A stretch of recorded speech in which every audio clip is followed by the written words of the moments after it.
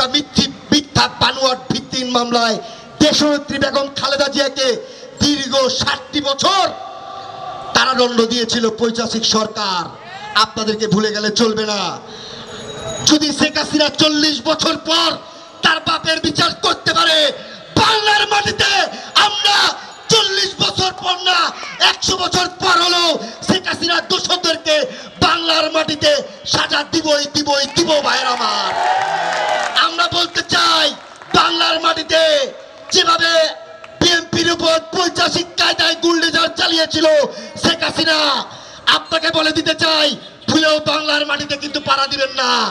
যেদিন আপনারা বাংলার মাটিতে পাড়া দিবেন, আপনাদেরকে কিন্তু বাংলার মাটি থেকে আবারও আমরা কিভাবে বাংলার মাটিতে টেনে হিসড়ে আপনাদেরকে ফাঁসির কাঠগড়ায় নিয়ে যেতে হয়, সেটা কিন্তু বাংলাদেশ জাতীয়তাবাদী দল বিএনপি এবং বাংলার জনগণ কিন্তু সেটা জানে। বাংলাদেশের সকল ক্ষমতার উৎস কিন্তু এই জনগণ ভাইরা আমার। তাই আপনাদের ছাত্র ভাইদেরকে বলতে চাই, কোনো কুচক্র মহলের কান দিবেন না আপনারা যেভাবে আজকে প্রায় 17 বছর পর আমরা এই কর্মী সভা করছি ওয়ার্ডে ওয়ার্ডে, যেভাবে আমাদেরকে পৈশাচিক কায়দায় রাজপথে নামতে দেয়নি, আজকে আপনারা দেখবেন পাড়া মহল্লায় অনেকে অনেক ধরনের সংগঠন তৈরি করছে। আপনারা এগুলো সজাগ থাকবেন, কোনো কুচক্র মহলের কান দিবেন না। কারণ আপনাদেরকে বুকে ধারণ করতে হবে, আপনাদের বুকে শহীদ রাষ্ট্রপতি জিয়াউর রহমান আপনাদের বুকে ধারণ করছে।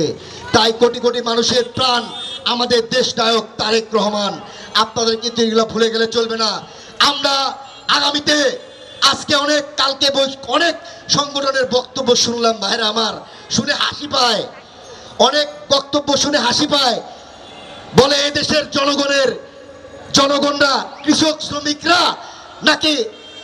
শ্রমিকরা নাকি পার্লামেন্টে আসবে। আরে ভাই, মুখে মুখে অনেক বড় বড় কথা বলা যায়, রাজপথে বিএনপির মতো ছাত্র দলের নেতা কর্মীদের মতো যেভাবে ডিবি পুলিশ হাতের নখ তুলে ফেলেছিল, যেভাবে ডিবি পুলিশ রিমাইন্ডার নামে দিনের পর দিন পৈশাচিক কায়দায় অত্যাচার করেছিল, সেগুলা ধারণ করুন আগে। মুখে বলবেন কৃষক শ্রমিকরা ক্ষমতায় আসবে, আর আপনারা ক্ষমতার লোভে আপনারা সংগঠন তৈরি করবেন। এগুলা কিন্তু জনগণ কিন্তু এগুলো মেনে নিবে না ভাইরা আমার।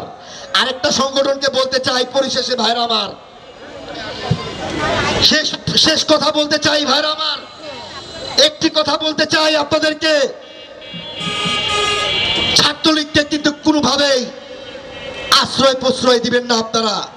আজকে কিছু আপনাদেরকে বলতে চাই, জামাত শিবিরের সেন্ট্রালের প্রেসিডেন্ট জাহিদুল ইসলাম কি সুন্দর করে বলেন আপনি যে ছাত্রলীগ যে পথে গিয়েছে ছাত্রদল সেই পথে হাঁটছে। আরে ভাইরা, জামাত শিবির কোথায় ছিল 17 বছর বাংলার জনগণ কিন্তু জানে। আপনাদের মতো আপনাদের নেতার লাশ ফেলে পুলিশের সামনে দিয়ে পালিয়ে যায় নাই আমাদের বিএনপির নেতা কর্মীরা, বুক ফুলিয়ে পুলিশের সামনে দিয়ে তার বাবার লাশ নিয়ে গেছে, কিন্তু পুলিশের হাতে বন্দী হয়েছে, কিন্তু বাবার লাশ ছেড়ে পালিয়ে যায় নাই। আপনারা এগুলো কিন্তু ভুলে গেলে চলবে না। বাংলার জনগণ কিন্তু জানে কারা পালিয়েছিল, কারা জয় বাংলা স্লোগান দিয়ে জামাত শিবির মিছিল করেছিল, এগুলো কিন্তু বাংলার জনগণ জানে। তাই আমরা বলতে চাই, কোন ছাত্র সংগঠনকে নিয়ে আপনারা প্রশ্নবিদ্ধ কথা বলবেন না। কারণ ছাত্রদল 1952 সালে ভাষা আন্দোলনের মধ্য দিয়ে ছাত্ররা এই দেশ মাতৃভাষা পেয়েছে। 1971 সালে যুদ্ধ করে এ দেশে স্বাধীন করেছে। 90 স্বৈরাচারী আন্দোলনের মধ্য দিয়ে এ দেশকে তারা স্বৈরাচারী মুক্ত করেছে। সেই সাথে 24-এর গণ অভ্যুত্থানে হাজার হাজার ছাত্র জনতার রক্তের মাধ্যমে এদেশ স্বাধীন হয়েছে। তাই আপনারা কেউ ছাত্রদল ছাত্র সংগঠনকে নিয়ে কোনো কুরুচিপূর্ণ বক্তব্য দিবেন না। খোদা হাফেজ। বাংলাদেশ জিন্দাবাদ। শহীদ রাষ্ট্রপতি জিয়াউর রহমান অমর হোক।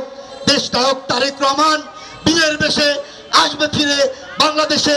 সেই সাথে পাড়া মহল্লায় 31 দফা বাস্তবায়নের মধ্য দিয়ে যতদিন না 31 দফা বাস্তবায়ন হবে ততদিন ছাত্রদল ঢাকা মহানগর দক্ষিণ রাজপথ থেকে যাবে না, যাবে না, যাবে না। খোদা হাফেজ। বাংলাদেশ জিন্দাবাদ। আমাদের মাঝে